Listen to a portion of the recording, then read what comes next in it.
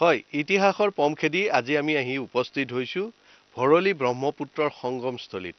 আৰু বাৰিষা কালত সম্পূৰ্ণ প্ৰায় পানীত ডুব গৈ থাকে এই অঞ্চলটো, কিন্তু এই মুহূৰ্তত এতিয়া যি ইয়াত বিশাল শিলাখণ্ড আছে আৰু চৌপাশে ব্ৰহ্মপুত্ৰ আৰু ভৰলুৰ যি সংগমস্থলী ভৰলীৰ, সেই সংগমস্থলীত থকা শিলাখণ্ডৰ মাজতেই আছে ৰুদ্ৰপদ। ৰুদ্ৰপদ সম্পৰ্কে কম বেছি পৰিমাণে প্ৰায় সকলোৱে শুনিছে আৰু সকলোৱে জানে ৰুদ্ৰপদ বা ভৈৰৱপদ। কিন্তু প্ৰকৃততে ৰুদ্ৰপদ আছে ক'ত?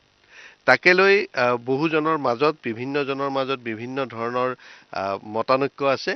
কিন্তু বিশেষভাৱে যি উল্লেখিত বিভিন্ন তথ্য আছে, সেই তথ্যৰ আধাৰত কোৱা হয় যে আচলতে ৰুদ্ৰপদ হ'ল এই যিখন পাহাৰত মই উপস্থিত আছোঁ, নদীৰ মাজত থকা শিলাখণ্ড, আৰু এই সৰু পাহাৰখনতে আছে ৰুদ্ৰপদ। আৰু এই ৰুদ্ৰপদত যুগ যুগ ধৰি ইয়াতে পূজা অৰ্চনা কৰি অহা হৈছিল।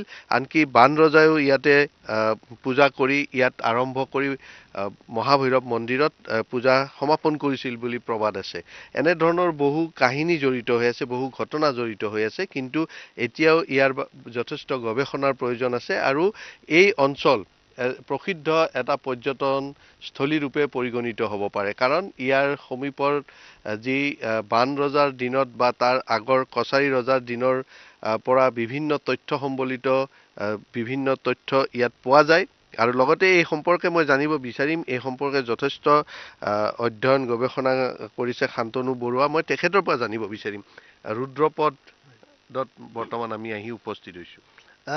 এই সম্পৰ্কত প্ৰথমে আমি ঐতিহাসিক এটা অঞ্চল, আৰু এইটো পূবে ৰুদ্ৰপদ, পশ্চিমে ভৈৰৱপদ আছে। আৰু আপোনাৰ যোগিনী তন্ত্ৰৰ এটা শ্লোকত এইটো কথা একেবাৰে স্পষ্ট কৰিছে যে এইখিনিয়ে যে জেগা, তাৰ কন্যাপুৰ, তেজপুৰ এটা পুৰণি নাম।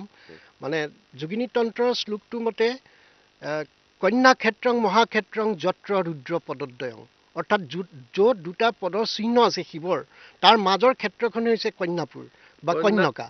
কন্যকা যি স্থানত আশ্ৰয় লৈ আছিল শ্ৰৱণ মুনিৰ আশ্ৰম, সম্ভৱতঃ সেই কিছু পাহাৰখনে হ'ব চাগে। এইটোৱে স্পষ্ট। এই আমি যিটো ভোমোৰাগুৰি বুলি কৈ আছো আজি, এটা সময়ত শ্ৰৱণ মুনিৰ আশ্ৰম আছিলে। আৰু এই শ্ৰৱণ মুনিৰ আশ্ৰমত শ্ৰৱণ মুনিয়ে কন্যকাক পালিত কৰিছিল। কন্যকা হ'ল কি আকৌ প্ৰজাপতি সোম আৰু পুলমাৰ অবৈধ সন্তান। কান্দি থকা অৱস্থাত পোৱা কাৰণে ক্ৰন্দনৰত কন্যাটিৰ নাম দিছিল কন্যকা।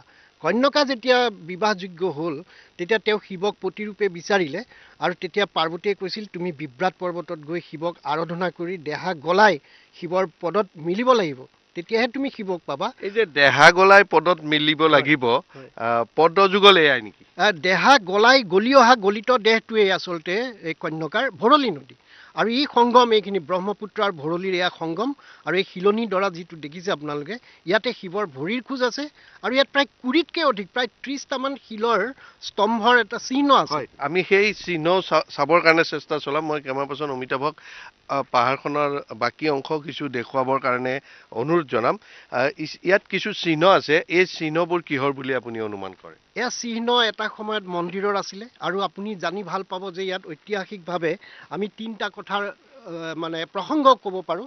এটা হৈছে কলিয়াবৰৰ বুৰঞ্জী, তাত কছাৰী ৰজা ধেনাই ময়বৰৰ পুত্ৰ কনাই বৰে ইয়াত ৰুদুপদত পূজা কৰাৰ কথা আছে। আৰু দ্বিতীয়টো কথা হ'ল, আপুনি পুৰাণৰ কথাটো ক'লোৱেই। তৃতীয়টো কথা হ'ল জামুগুৰিহাটৰ বুৰঞ্জীত এই বিষয়ে ইয়াত এখন সাংঘাতিক যুদ্ধ হৈছিল, আৰু এইখিনি এখন সাংঘাতিক যুদ্ধৰ থলী আছিল। আহোমৰ দিনৰ এইটো কঁকাল আছিল। আৰু এইখিনি আছিল চামধৰাগড়, আজি যিটো ভোমোৰাগুৰি, এয়া চামধৰাগড়, একে অৰুণাচলৰ সীমালৈকে এইটো চামধৰাগড়। আৰু ইয়াত যে এখন বিশাল যুদ্ধ হৈছিল, এই কথাবিলাক জামুগুৰিহাটৰ বুৰঞ্জীত স্পষ্ট উল্লেখ আছে, যিখন আমি আবু বকৰ আৰু এই যে মাজ গাঁৱৰ পৰা নতিনী ধৰি নিলে, তহঁতে কি কৰিবলৈ আছ বুলি প্ৰতাপ সিংহই 700 হাতীৰ ফৌজ লৈ ইয়াত যুদ্ধ কৰিছিল। আৰু তেওঁ হাতী বন্ধা জেগাখিনিয়ে হাতীপিলখানা আজিও আছে।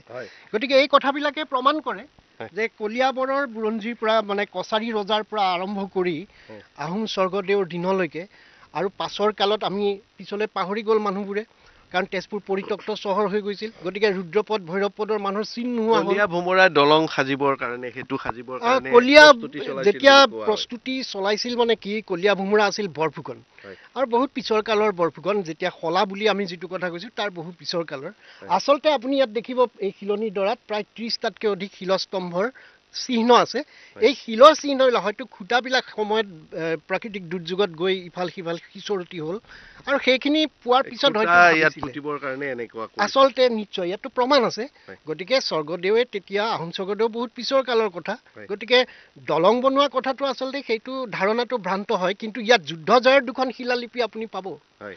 আৰু এয়া 1615 চনৰ সেই আবু বকৰৰ সৈতে হোৱা যুদ্ধ যিখন যুদ্ধ আহোম মোগলৰ প্ৰথম যুদ্ধ বুলি কোৱা হয় যিখন যুদ্ধ সেই তাহানি আপোনাৰ শিলঘাটৰ পৰা আৰম্ভ কৰি ইয়ালৈকে আৰম্ভ হৈছিল